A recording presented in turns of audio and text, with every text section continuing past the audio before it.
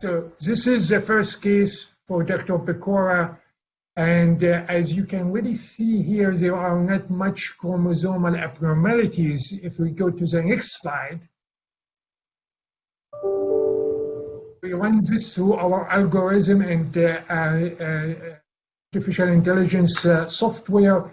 It is classified as sarcoma, but what's really interesting in this particular patient is the extremely high expression of SSX2 messenger RNA between all types of sarcoma.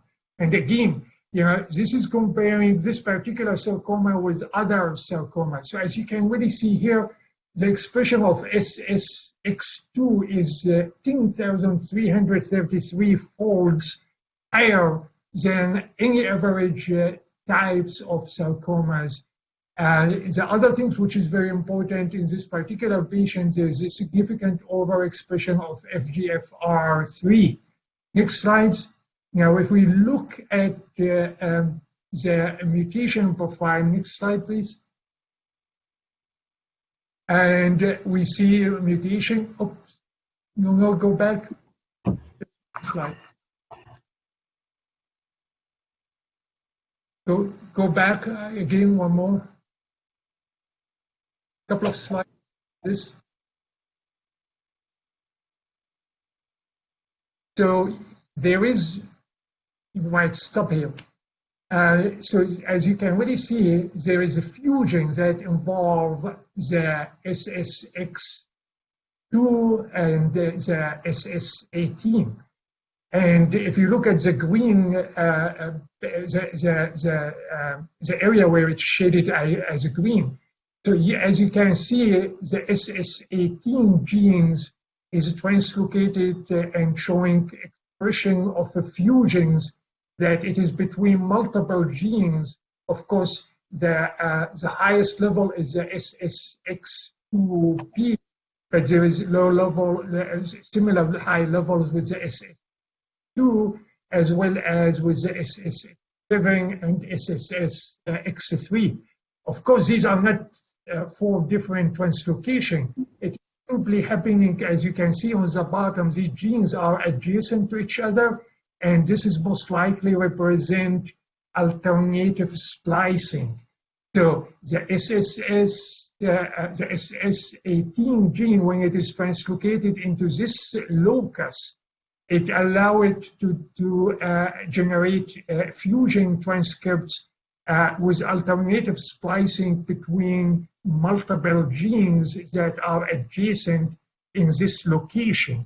Well, that's one explanation. The second explanation could be because there's significant homogeneity or homologous in the transcript or in the sequence between.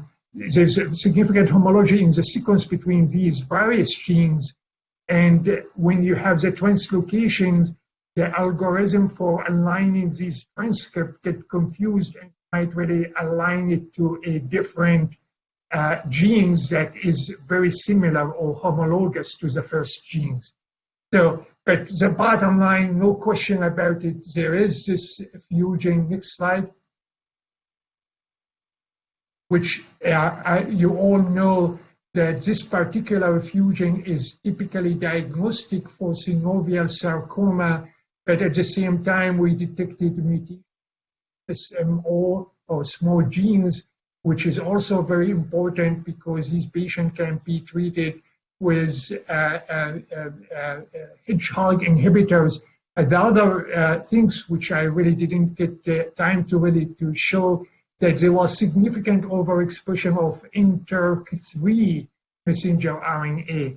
And as I mentioned, to you, almost always when we see a fusion, we see overexpression, but sometimes we see overexpression without fusion. This is one of these cases, and there's a lot of work need to be done to see the biological relevance and whether this overexpression is good enough for this patient to respond with Interc3. So now I'd like to stop here and ask Dr. Pecora to comment on this. Sure. Can you hear me?